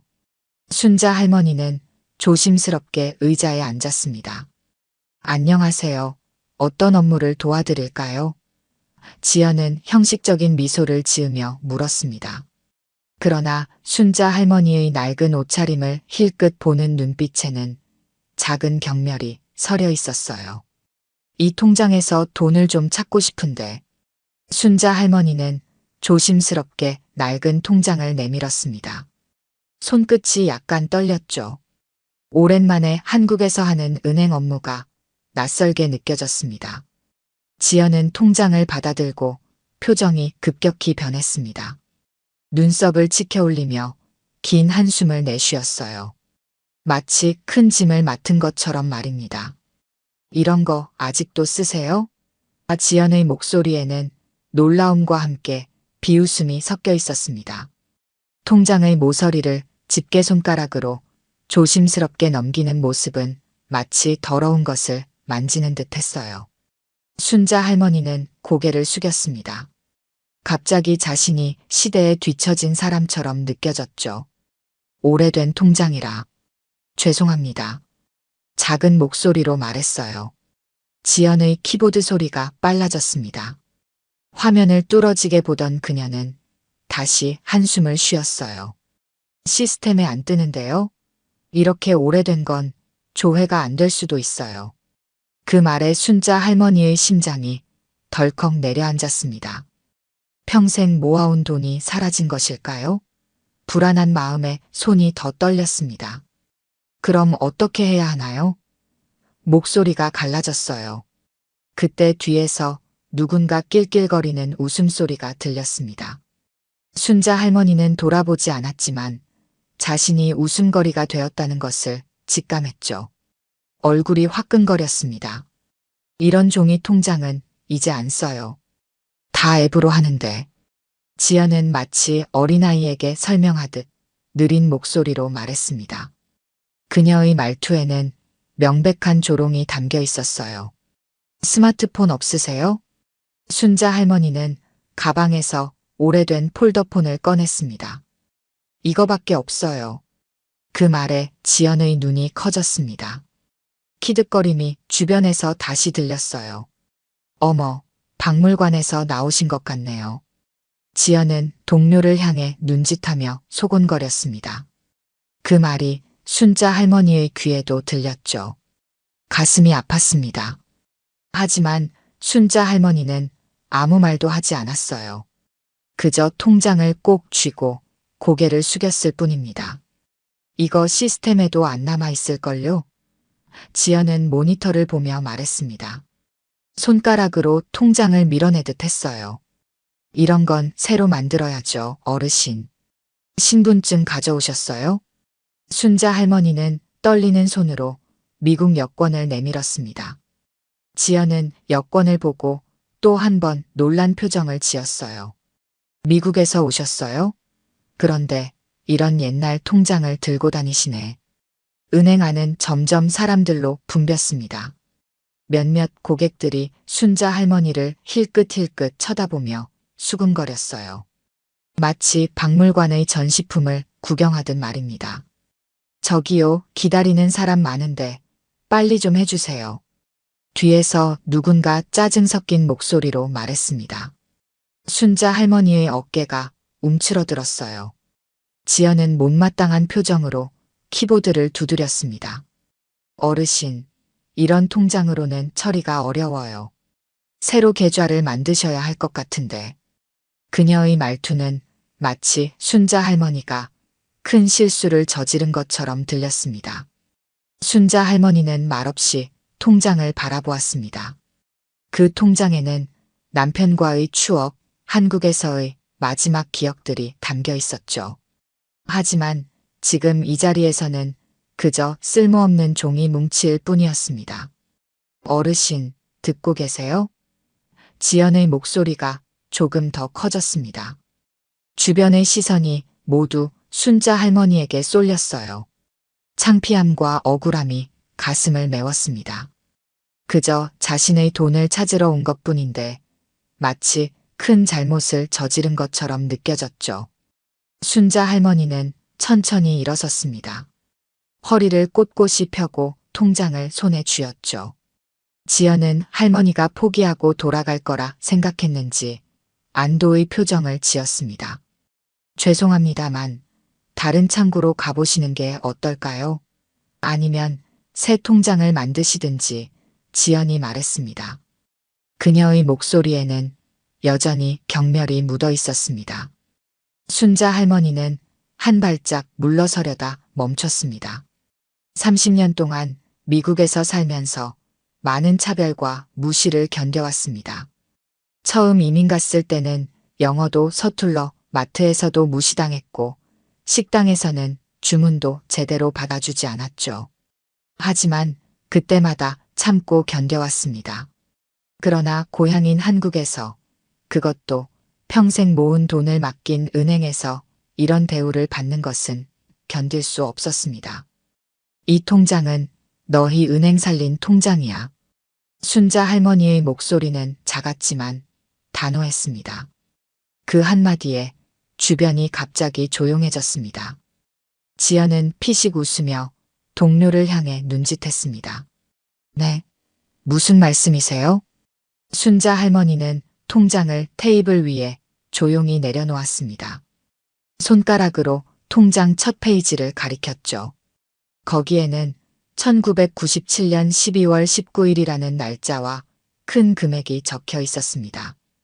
IMF 때 이 은행이 무너질 뻔했을 때 우리 부부가 평생 모은 돈을 맡긴 통장이야. 순자 할머니의 눈에서 눈물이 맺혔지만 목소리는 흔들리지 않았습니다. 미국에 있던 돈을 다 보내서 여기에 넣었어. 그때 다들 돈 빼갈 때 우리는 오히려 넣었지. 지연은 당황한 기색이 역력했습니다. 그녀는 화면을 다시 보고 통장을 다시 확인했죠.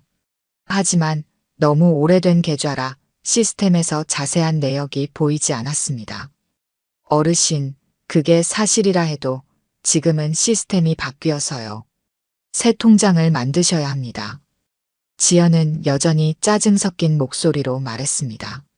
날 바보 취급하지 마라. 순자 할머니의 목소리가 조금 커졌습니다. 몇몇 고객들이 호기심 어린 눈으로 이쪽을 바라보기 시작했죠. 내가 미국에 살아도 한국 사람이야. 이 은행에 얼마나 큰 돈을 맡겼는지 알고나 얘기해. 지연은 당황한 얼굴로 주변을 둘러보았습니다. 다른 직원들도 이 상황을 지켜보고 있었죠. 어르신, 목소리 좀 낮춰주시겠어요? 다른 고객분들이 불편해하세요. 그 말에 순자 할머니의 가슴 속에서 오랫동안 참아왔던 분노가 터져나왔습니다. 내가 언제 소리를 질렀니? 오히려 내가 나를 무시하고 비웃었잖아. 은행 안이 완전히 조용해졌습니다. 모든 시선이 4번 창구로 향했죠. 지연은 얼굴이 붉어졌고 머리를 숙였습니다. 하지만 아직도 무시하는 기색이 역력했죠. 죄송합니다만 어르신, 빨리 처리해드리고 싶은데 이 통장으로는 정말 어려워요. 새로운 통장을 만들어 드릴게요. 지연은 정중하게 들리려고 노력했지만 그녀의 눈빛은 여전히 차가웠습니다. 순자 할머니는 깊은 숨을 내쉬었습니다. 이런 상황이 처음은 아니었죠. 하지만 오늘만큼은 물러서고 싶지 않았습니다. 이것은 단순한 돈의 문제가 아니었습니다. 자신의 존엄성 그리고 남편과의 추억이 담긴 통장이었으니까요. 지점장을 불러주세요. 순자 할머니는 단호하게 말했습니다. 지연은 눈을 동그랗게 뜨고 할머니를 바라보았죠. 네. 지점장님은 지금 회의 중이신데요. 지연이 말했습니다. 그럼 회의에서 불러오세요. 내가 얼마나 기다렸는지 알아? 8년 만에 한국에 와서 이런 대접을 받을 줄은 몰랐네. 순자 할머니의 목소리는 흔들렸지만 눈빛만은 단호했습니다. 주변 고객들 사이에서 수군거림이 일어났습니다. 몇몇은 할머니에게 동정의 시선을 보냈고 일부는 직원의 무례함에 고개를 절레절레 흔들었죠. 죄송합니다만 지점장님께서는 정말 바쁘세요. 지연은 진땀을 흘리며 말했습니다.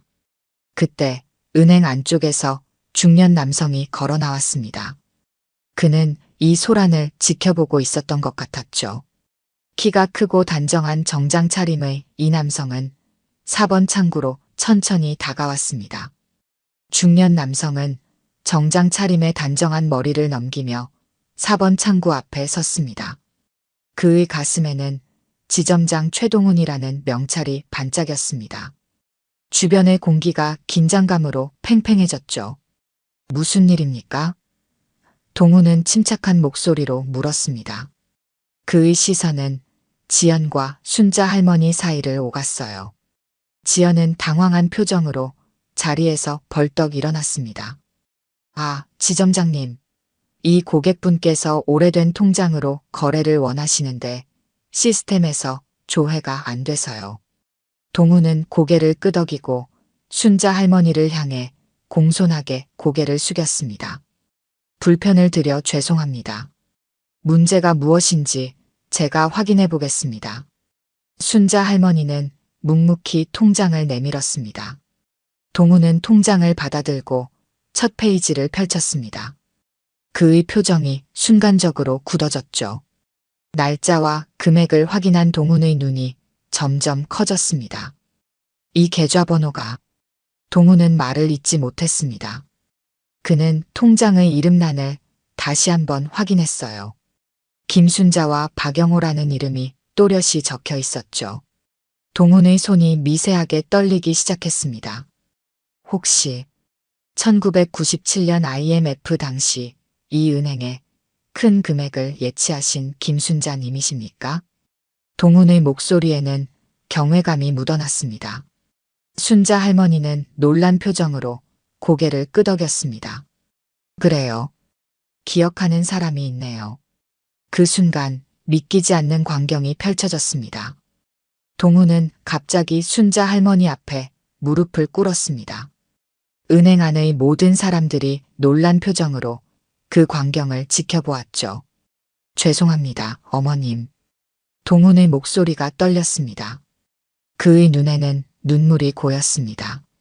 정말 죄송합니다. 지연은 얼굴이 하얗게 변했습니다. 무슨 일이 벌어지고 있는지 이해하지 못했지만 상황이 심각하다는 것은 알 수 있었죠. 그녀는 자리에서 일어나 어쩔 줄 몰라 했습니다. 지점장님 무슨... 지연이 더듬거렸습니다. 동훈은 일어나 큰 소리로 말했습니다. 이분이 아니었다면 이 지점도 나도 없었습니다.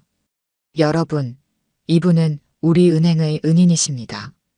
은행 안의 고객들과 직원들은 놀란 표정으로 서로를 바라보았습니다. 누군가는 휴대폰으로 사진을 찍기도 했죠. 이런 광경은 처음 보는 것이었으니까요. 지점장님, 무슨 말씀이신지 다른 직원이 다가와 물었습니다. 동우는 깊은 숨을 내쉬었습니다. 1997년 IMF 외환위기 때 모든 사람들이 돈을 빼갈 때였어요. 은행들이 하나둘 무너지고 있었죠. 그때 이분과 남편분께서 미국에서 모든 재산을 가져와 우리 은행에 맡겨주셨습니다. 당시 금액으로 5억이 넘었어요. 주변에서 놀라는 소리가 들렸습니다. 그 시절 5억은 지금으로 치면 수십억에 달하는 거액이었죠. 그 돈이 우리 지점을 살렸습니다. 많은 고객들이 예금을 인출해 갔지만 이분의 큰 예금 덕분에 우리는 버틸 수 있었어요. 그때 저는 이제 막 입사한 신입 직원이었지만 그 일은 평생 잊지 못할 겁니다. 순자 할머니는 그 말을 듣고 놀란 표정을 지었습니다. 그랬었나요? 우리는 그저 돈을 맡긴 것뿐인데. 동우는 고개를 저었습니다. 아닙니다, 어머님. 다른 분들은 다 돈을 빼갈 때 오히려 큰 금액을 맡겨주신 거예요. 그것도 아무 조건 없이요. 당시 이사님이 왜 이런 결정을 하셨냐고 물었을 때 어머님의 남편분이 하신 말씀이 아직도 귓가에 생생합니다. 동우는 잠시 눈을 감고 그 기억을 떠올렸습니다. 은행은 지역의 숨통이니까요. 이 은행이 무너지면 이 동네 사람들이 다 힘들어질 겁니다. 우리가 도울 수 있다면 돕고 싶습니다. 이렇게 말씀하셨죠. 순자 할머니의 눈에서 눈물이 흘러내렸습니다. 남편의 말이 그대로 떠올랐죠. 그때 남편은 미국 생활을 접고 한국으로 모든 재산을 옮기자고 했었습니다. 위험한 결정이었지만 고향을 돕고 싶다는 마음이 컸습니다. 지연은 자리에서 일어나 떨리는 목소리로 말했습니다. 정말 죄송합니다, 고객님. 제가 너무 무례했습니다. 그녀의 얼굴은 부끄러움으로 붉게 물들었습니다. 동우는 직원들을 향해 말했습니다. 이분은 우리의 특별 고객이십니다. VIP 룸으로 모셔드리고 제가 직접 모든 업무를 처리하겠습니다. 동우는 순자 할머니를 VIP 룸으로 안내했습니다. 탁 트인 창문으로 햇살이 쏟아지는 방이었죠. 소파는 부드러운 가죽으로 만들어져 있었고 테이블 위에는 고급 닭이 세트가 놓여 있었습니다. 직원 한 명이 재빨리 차를 준비했습니다. 앉으세요, 어머님. 동우는 정중하게 자리를 안내했습니다. 순자 할머니는 어색한 듯 소파에 앉았죠. 과한 대접이 부담스러웠습니다. 이럴 필요 없는데. 순자 할머니가 말했습니다. 동우는 고개를 저었습니다. 아닙니다. 오히려 이 정도도 부족합니다. 어머님께서 1997년에 해주신 일은 말로 표현할 수 없을 정도로 큽니다. 직원이 차를 따라주고 나가자 방 안에는 순자 할머니와 동훈만 남았습니다. 동훈은 옆 서랍에서 오래된 앨범 하나를 꺼냈죠. 이건 우리 은행의 역사를 담은 앨범입니다. 제가 특별히 보관하고 있어요. 동훈이 앨범을 펼쳤습니다.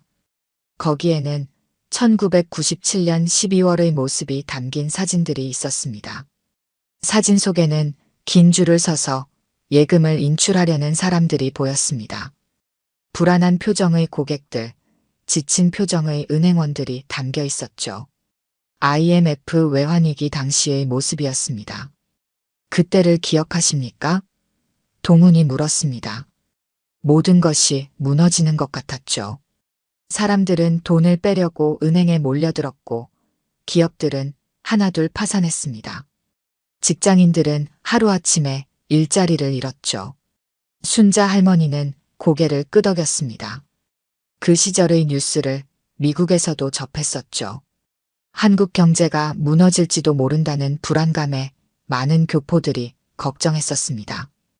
동우는 앨범의 페이지를 넘겼습니다.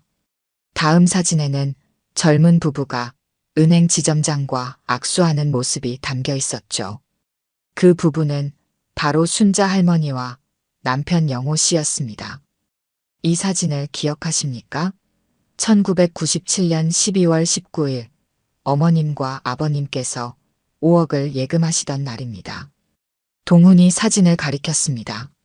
순자 할머니는 놀란 표정으로 사진을 바라보았습니다. 남편과 함께한 모습이 생생하게 담겨 있었죠. 영호 씨는 단정한 양복 차림이었고 순자 할머니는 우아한 한복을 입고 있었습니다. 30년도 더 전의 모습이었지만 그날의 기억은 선명했습니다.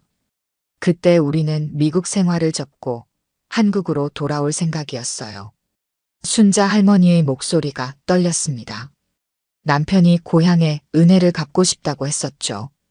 그래서 미국에서 모은 돈을 전부 가져왔습니다. 동훈은 경청하며 고개를 끄덕였습니다. 그 결정이 우리 은행을 살렸습니다. 그날 이후로 사람들 사이에 소문이 퍼졌어요. 저 은행은 탄탄하다. 해외에서도 돈을 가져와 맡긴다고요. 그 말 한마디가 다른 고객들에게 안정감을 주었습니다. 순자 할머니는 눈을 감았습니다. 그날의 기억이 물밀듯이 밀려왔죠. 남편 영호 씨의 단호한 표정, 은행에 들어설 때의 긴장감, 그리고 예금을 맡기고 난 후의 뿌듯함까지. 하지만 결국 한국에 정착하지는 못했네요. 순자 할머니의 눈에 눈물이 맺혔습니다. 아이들이 미국에서 대학에 들어가고 영호도 사업이 잘 풀려서 그렇게 미국에 남게 되었습니다. 동훈은 앨범의 다음 페이지를 넘겼습니다. 거기에는 은행 직원들의 단체 사진이 있었습니다. 당시 직원들은 모두 밝은 표정으로 서 있었죠. 이 사진은 어머님께서 예금하신 한 달 후에 찍은 겁니다. 덕분에 우리 지점은 살아남았고 직원들도 일자리를 지킬 수 있었죠. 저는 그때 갓 입사한 신입 직원이었는데 동훈이 사진 속의 젊은 자신을 가리켰습니다. 그날 아버님께서 하신 말씀이 제 인생을 바꿨습니다. 남편이 무슨 말을 했었나요? 순자 할머니가 물었습니다. 은행은 신뢰가 생명이야. 내가 사람들을 진심으로 대하면 그들도 너를 믿을 거야. 그 믿음이 이 은행을 지키는 힘이 될 거야. 이렇게 말씀하셨죠. 동훈의 눈에도 눈물이 고였습니다. 저는 그 말씀을 가슴에 새기고 지금까지 일해왔습니다. 순자 할머니는 미소를 지었습니다. 그것은 정말 영호 씨다운 말이었죠. 늘 사람을 먼저 생각하고 신뢰를 중요시했던 남편이었습니다. 아버님께서는 동훈이 조심스럽게 물었습니다. 10년 전에 떠났어요.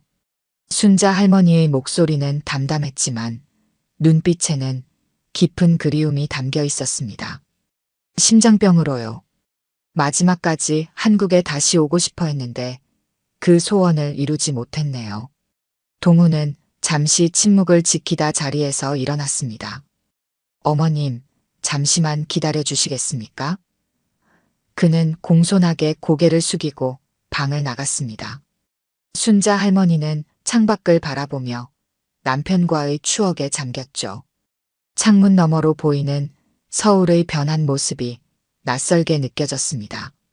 몇 분 후 문이 열리고 동훈이 돌아왔습니다. 그의 뒤로 지연과 다른 은행 직원들이 줄지어 들어왔죠. 모두 고개를 숙이고 있었습니다. 맨 앞에 선 지연의 얼굴은 창백했고 눈가는 붉게 물들어 있었습니다. 어머님, 이렇게 전 직원이 모였습니다. 동훈이 말했습니다. 그는 순자 할머니 앞에 다시 한번 깊이 고개를 숙였죠. 저희가 어머님께 무례를 범했습니다. 깊이 사과드립니다. 직원들이 모두 일제히 고개를 숙이며 죄송합니다라고 말했습니다. 지연은 앞으로 한 걸음 나서서 떨리는 목소리로 말했습니다. 고객님, 제가 너무 무례했습니다. 단지 겉모습만 보고 판단한 제 행동이 얼마나 부끄러운지 모르겠습니다. 지연의 눈에서 눈물이 흘러내렸습니다. 저는 이 은행에 입사한 지 6개월밖에 되지 않아 과거의 일을 알지 못했지만 그것은 변명이 될 수 없습니다. 진심으로 사과드립니다. 동훈이 다시 한번 앞으로 나섰습니다. 직원 교육을 제대로 못한 것은 전적으로 제 책임입니다. 특히 우리 은행의 역사와 은인들에 대한 교육이 부족했습니다. 그의 목소리는 단호했습니다. 앞으로는 모든 직원들이 어머님과 같은 소중한 고객을 어떻게 대해야 하는지 철저히 교육하겠습니다. 순자 할머니는 당황스러웠습니다. 이런 대규모 사과식은 예상하지 못했죠. 그렇게까지 할 필요는 없는데. 하지만 동우는 고개를 저었습니다. 아닙니다. 이것은 당연한 일입니다. 어머님과 아버님께서 보여주신 믿음을 우리가 지키지 못했습니다. 이런 일이 다시는 없도록 하겠습니다. 그때 은행 로비에 있던 고객 중 한 분이 VIP 룸문을 노크했습니다. 그는 나이 지긋한 신사였죠. 실례합니다만 제가 밖에서 상황을 지켜봤습니다. 저도 한 말씀 드려도 될까요? 동훈이 고개를 끄덕이자 신사는 방으로 들어왔습니다. 저는 이 은행의 고객 이상민입니다. 30년 넘게 이용하고 있죠. 그는 순자 할머니를 향해 공손하게 고개를 숙였습니다. IMF 당시 저도 이 은행에서 돈을 빼려고 했었습니다. 그런데 누군가 오히려 큰 돈을 예금한다는 소문을 듣고 마음을 바꿨죠. 그분이 바로 할머니셨군요. 다른 고객들도 몇 명 더 들어왔습니다. 그들 중 한 여성이 말했습니다. 저희 가게가 그 시절에 망할 뻔했는데 이 은행에서 대출을 해주셔서 살아남았어요. 은행이 건재했기에 가능했던 일이죠. 그것이 할머니 덕분이었다니. 로비에 있던 고객들이 하나둘 모여들기 시작했습니다. 그들은 모두 순자 할머니에게 감사와 존경의 인사를 전했죠. 한 젊은이는 이런 은행이 되길 바란다며 박수를 치기 시작했고 곧 모두가 함께 박수를 쳤습니다. 순자 할머니는 뜻밖의 상황에 얼굴이 붉어졌습니다. 그저 자신의 돈을 찾으러 왔을 뿐인데 이런 대접을 받게 될 줄은 생각도 못했죠. 그녀는 쑥스러운 미소를 지으며 자리에서 일어났습니다. 고맙습니다, 여러분. 하지만 우리가 한 일은 그저 평범한 일이었어요. 남편은 항상 고향을 생각했거든요. 순자 할머니의 목소리는 흔들렸지만 그 안에는 따뜻함이 담겨 있었습니다. 나도 늙으니까 눈에 안 보이는가 봐요. 그녀는 쓸쓸하게 웃었습니다. 지연이 다시 고개를 숙였습니다. 정말 죄송합니다, 어르신. 제가 얼마나 잘못된 판단을 했는지 모르겠습니다. 순자 할머니는 지연의 어깨를 토닥였습니다. 괜찮아요, 젊은이.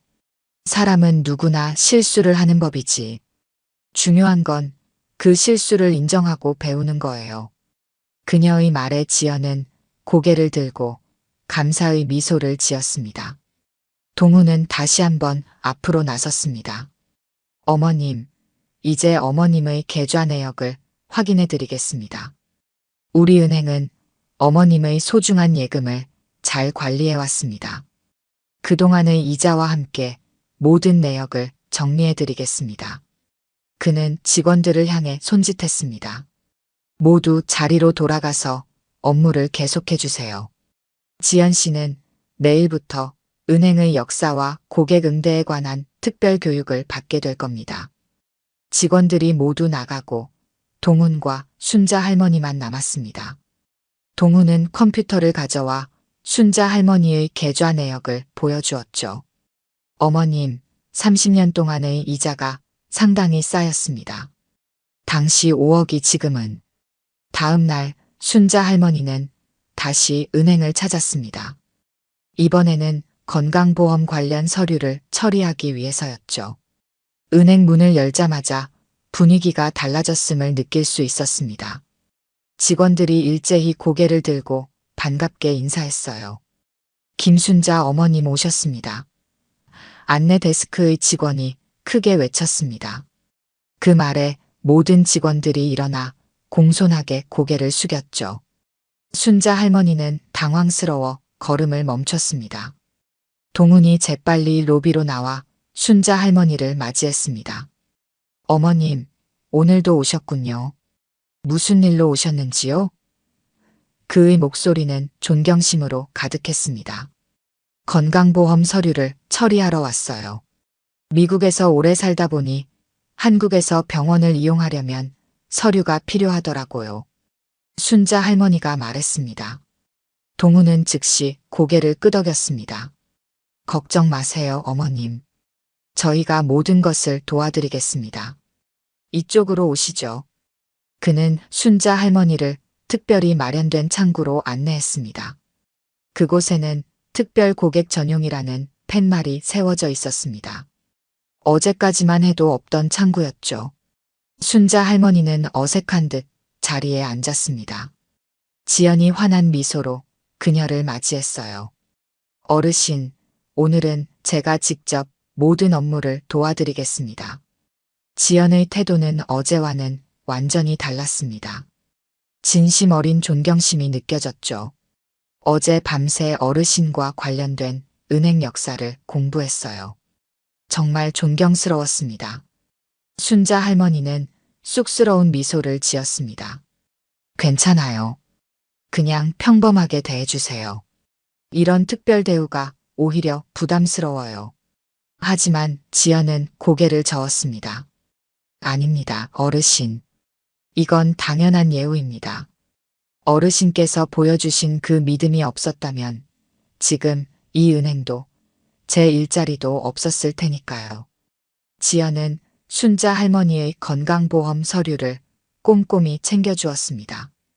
필요한 서류를 하나하나 설명하고 직접 작성을 도와주었죠. 심지어 병원 예약까지 전화로 도와주었습니다. 어르신, 내일 오전 10시에 서울대병원 예약이 완료되었습니다. 택시 부르는 것도 도와드릴까요? 지연이 물었습니다. 순자 할머니는 고개를 저었습니다. 그건 괜찮아요. 내가 알아서 할 수 있어. 업무가 모두 끝나자 동훈이 다시 나타났습니다. 그의 손에는 고급스러운 선물 상자가 들려 있었죠. 어머님, 작은 선물을 준비했습니다. 저희 은행의 마음을 담았습니다. 순자 할머니는 당황스러운 표정으로 선물 상자를 받아들었습니다. 이런 건 정말 필요 없는데 꼭 받아주세요. 어머님께서 주신 것에 비하면 아무것도 아닙니다. 동훈이 진심 어린 목소리로 말했습니다. 순자 할머니가 상자를 열자 안에는 한국 전통 비단으로 만든 고급 스카프와 함께 금으로 된 작은 열쇠 모양의 브로치가 들어 있었습니다. 브로치 뒷면에는 우리 은행의 은인이라는 글귀가 새겨져 있었죠. 이건 순자 할머니의 눈에 눈물이 고였습니다. 은행의 상징인 열쇠입니다. 어머님과 아버님께서 우리 은행의 문을 열어주셨으니까요. 동훈이 설명했습니다. 은행을 나서려는 순간 밖에서 카메라 플래시가 번쩍였습니다. 몇몇 기자들이 은행 앞에 모여 있었죠. 동훈은 놀란 표정으로 순자 할머니를 바라보았습니다. 어머님, 어제 일이 소문이 났나 봅니다. 지역 방송국에서 취재를 요청했어요. 괜찮으시다면 인터뷰를 해주실 수 있을까요? 순자 할머니는 당황스러운 표정으로 고개를 저었습니다. 아니, 그건 좀. 그녀는 카메라를 피해 고개를 숙였습니다. 동훈은 즉시 이해했습니다. 알겠습니다. 제가 기자들을 처리하겠습니다. 어머님은 뒷문으로 나가시죠. 동훈의 안내로 순자 할머니는 은행 뒷문으로 나갔습니다. 하지만 그곳에도 이미 몇몇 기자들이 대기하고 있었죠. 한 여성 기자가 마이크를 들이밀었습니다. 김순자 여사님, IMF 당시 은행을 살린 영웅이라고 들었습니다. 당시 상황을 말씀해 주실 수 있을까요? 순자 할머니는 어쩔 수 없이 멈춰 섰습니다. 그녀는 잠시 침묵하다가 조용히 말했습니다. 영웅은 아니에요. 그저 고향을 사랑한 평범한 한국인이었을 뿐이죠. 남편이 항상 말했어요. 우리가 번 돈은 결국 고향에서 온 것이니 고향이 어려울 때 돌려줘야 한다고요. 기자들은 열심히 그녀의 말을 받아 적었습니다. 다른 기자가 물었습니다. 어제 은행 직원에게 무시를 당했다는 이야기도 들었는데 어떤 심정이셨나요? 순자 할머니는 부드럽게 미소 지었습니다. 그건 이미 지나간 일이에요. 젊은이들은 실수를 통해 배우는 법이죠. 그 직원도 이제 깨달았을 거예요. 사람을 겉모습으로 판단하면 안 된다는 것을요. 한 기자가 마지막으로 물었습니다. 이번 한국 방문의 목적이 무엇이신가요? 조용히 살다 가려 했는데 별일이네요. 순자 할머니는 쑥스럽게 웃었습니다. 그저 건강검진을 받고 오랜만에 고향 맛을 느끼고 돌아가려 했을 뿐이에요. 이렇게 많은 관심을 받을 줄은 몰랐죠. 일주일이 지났습니다. 순자 할머니의 이야기는 SNS를 통해 빠르게 퍼져나갔고 이제는 전국적으로 알려진 이야기가 되었습니다. IMF 영웅 할머니라는 제목의 뉴스가 방송되기도 했죠. 많은 사람들이 순자 할머니의 선행에 감동받았다는 댓글을 남겼습니다.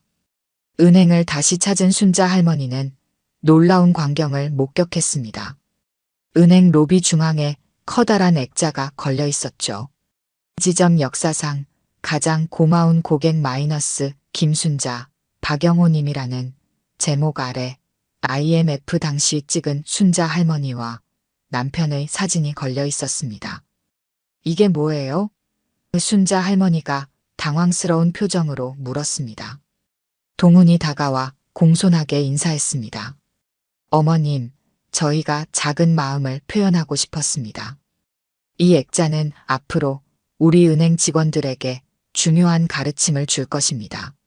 외모나 겉모습이 아닌 사람의 진정한 가치를 보라는 교훈을요. 순자 할머니는 액자를 물끄러미 바라보았습니다. 사진 속 자신과 남편은 환하게 웃고 있었죠. 그 시절은 비록 경제적으로 어려운 시기였지만 서로를 의지하며 행복했던 순간이었습니다. 영호가 이걸 보면 좋아했을 텐데. 순자 할머니가 중얼거렸습니다. 그 말에 동훈의 눈시울이 붉어졌습니다. 어머님, 한 가지 제안이 있습니다. 동훈이 말했습니다. 저희 은행에서 김순자 마이너스 박영호 장학금을 만들고 싶습니다. 매년 어려운 환경에서도 꿈을 키우는 학생들에게 장학금을 주는 거죠. 어머님의 허락이 필요합니다. 순자 할머니는 놀란 표정으로 동훈을 바라보았습니다. 그런 큰일을 왜 나한테 묻는 거예요? 어머님과 아버님의 정신을 이어가고 싶기 때문입니다. 어려울 때 서로 돕는 마음, 그것이 저희가 배운 가장 큰 교훈이니까요. 동훈의 목소리는 진심이 담겨 있었습니다. 순자 할머니는 잠시 생각에 잠겼습니다. 그리고 천천히 고개를 끄덕였죠. 좋아요. 남편도 분명 기뻐할 거예요. 그는 항상 교육의 중요성을 강조했으니까요. 그날 저녁 순자 할머니는 호텔 방에서 미국에 있는 자녀들과 영상통화를 했습니다. 화면 속에는 미국에서 태어나 자란 아들 민수와 딸 지영이 보였죠. 엄마, 한국에서 유명 인사가 되셨네요. 여기 미주 한인 신문에도 기사가 났어요. 민수가 웃으며 말했습니다. 순자 할머니는 쑥스러운 듯 손사래를 쳤습니다. 에이, 그냥 우연히 벌어진 일이야. 내가 특별한 일을 한 것도 아닌데. 아니에요, 엄마. 아버지와 엄마가 그때 그런 결정을 하셨다는 게 정말 자랑스러워요. 지영이 진지한 표정으로 말했습니다. 우리도 몰랐던 이야기였잖아요. 그런 이야기를 굳이 할 필요가 없었지. 순자 할머니가 담담하게 말했습니다. 우리는 그저 옳다고 생각하는 일을 했을 뿐이야. 민수가 물었습니다.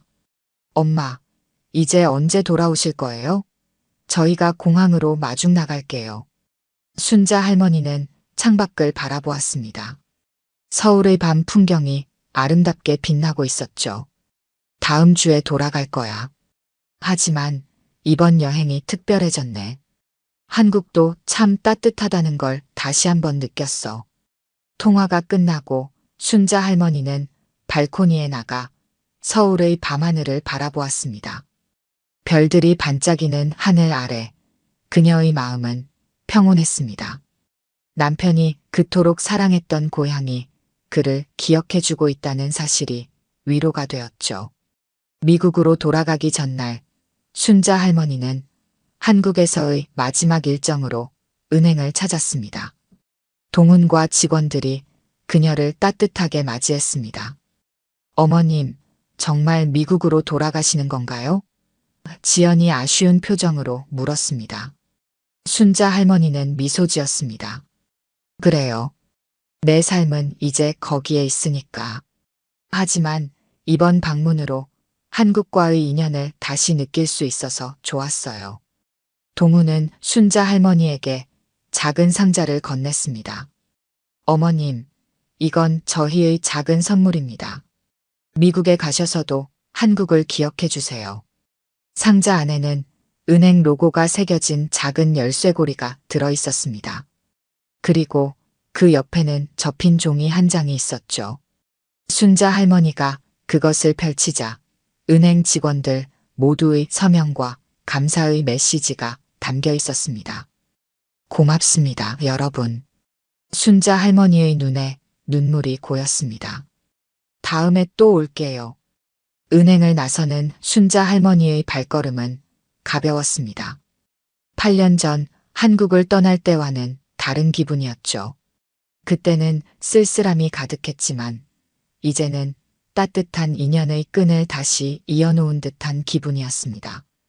봄 햇살이 내리쬐는 길을 걸으며 순자 할머니는 문득 자신의 신발을 내려다보았습니다. 미국에서 늘 신던 낡은 신발이었죠.